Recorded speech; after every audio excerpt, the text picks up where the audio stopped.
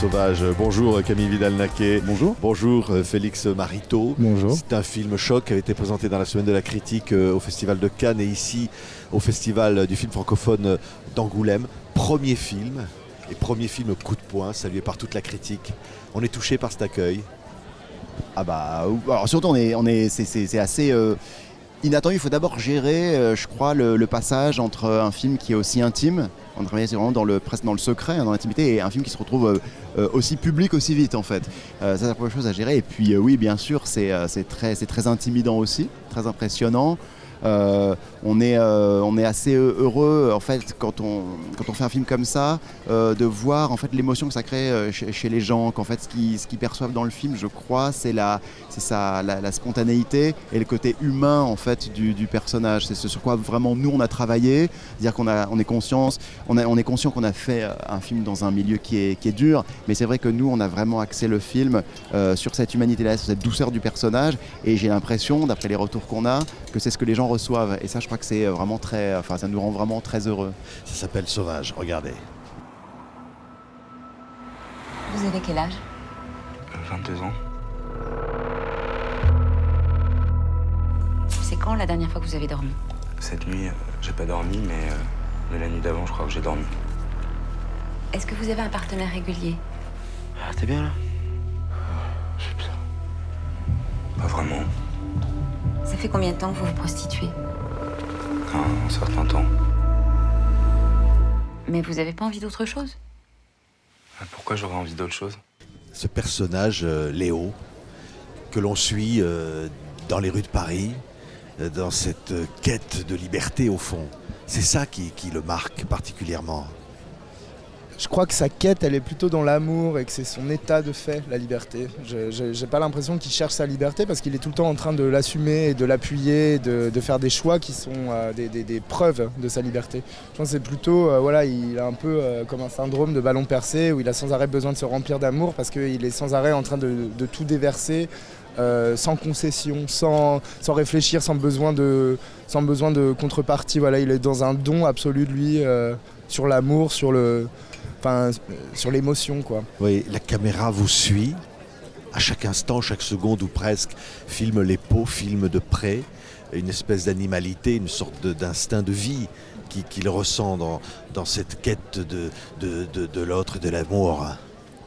Oui, cette caméra qui est un peu comme une espèce d'ange gardien du personnage qui vient, qui est toujours là un peu pour l'épauler dans tous ces moments, que ce soit des moments d'euphorie, d'extase, de jouissance, de tendresse comme de peine et de détresse. Et puis il y a ce rapprochement à la fin dans une quiétude, dans une première quiétude du film où on ose vraiment s'approcher comme ça près de lui, vraiment. Enfin, c'est-à-dire que la proximité avec la caméra, elle est souvent, on voit qu'on le suit, mais on n'est jamais en lui. C'est un truc, on nous montre un statut émotionnel qui se développe dans un scénario itératif avec beaucoup de rencontres en fait qui s'enchaînent et on finit un peu par comprendre ce personnage, même si il y a beaucoup de choses qui peuvent rester un peu flou, c'est ça qui est beau aussi dans les personnages de cinéma. C'est le rend attachant, j'allais presque dire au fond. Il y a des scènes aussi de certaines violences, il y a aussi une âpreté, il est dans la rue, il se lave dans les ruisseaux, il affronte les autres aussi, comme un animal quelque part. Alors oui, c'est sûr qu'il y a une grande forme d'animalité chez le personnage, mais je crois que l'idée du film c'était de montrer finalement que cet état de vivre à la rue, etc., et le vit lui comme une normalité. C'est-à-dire que en fait le film moi j'ai essayé de ne pas porter de jugement moral, c'est-à-dire que finalement sur tous ces garçons qui se précisent, notamment sur le personnage, le film ne glorifie pas son activité, mais ne la juge pas non plus, ne la condamne pas. Il y a cette volonté de montrer tout simplement quelqu'un qui vit dans une instantanéité absolue. C'est-à-dire que, et c'est, je crois en ça que le personnage a quelque chose de fascinant, c'est que par rapport à nous, qui avons besoin de nous situer dans le temps, de programmer ce qu'on va faire dans une heure, de nous rappeler ce qu'on a fait la veille ou l'heure d'avant, lui, le personnage est totalement déconnecté de cette ligne-là. Les conséquences n'ont pas d'importance. C'est un personnage qui est dans l'oubli de lui-même. Et donc, lui, il a une présence immédiate.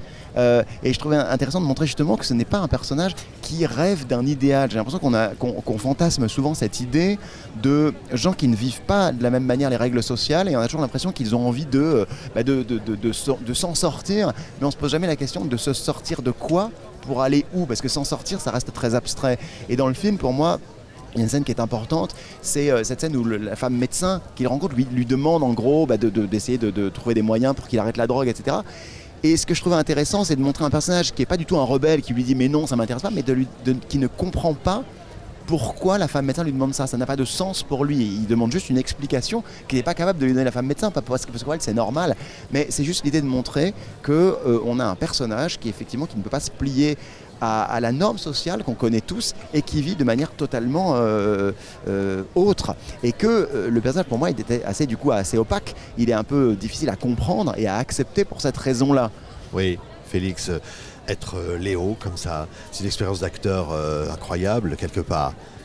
Oui, c'est très intense. C'est un personnage qui a un côté très archétypal en fait, par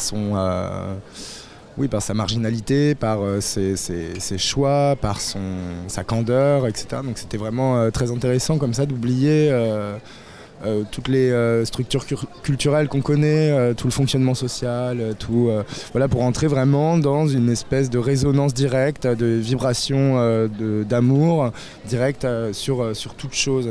Et du coup le travail sur ce personnage, ça a plutôt été d'oublier les choses que d'assimiler d'autres. C'était plus une question de disponibilité au personnage. Moi j'ai pas du tout cherché à l'encadrer ou à le décider ou décider à sa place, et je me suis plutôt concentré à être entièrement disponible et en résonance totale avec les scènes, la mise en scène de Camille et avec les autres comédiens. Et du coup en fait c'est un peu c'est ce qui crée l'instinctivité de ce personnage. C'est aussi moi que j'ai décidé vraiment de ne pas le contrôler, de me mettre à sa disposition et de le rendre maître de lui-même. Parce qu'en fait, ça aurait été très dur pour moi de tyranniser l'identité de ce personnage, alors qu'en fait, je pense que personne ne pourra la connaître et que c'est pas ça l'intérêt du film. L'intérêt du film, c'est de montrer qu'il existe une possibilité de marginalité aussi extrême et qu'elle existe aussi dans l'amour et qu'elle existe aussi dans la tendresse, malgré un milieu très dur, etc. Voilà, je pense qu'on a voulu créer une espèce de flamme dans un champ de ruines, une espèce de source de lumière qui éclaire un peu autour de lui de tendresse et qui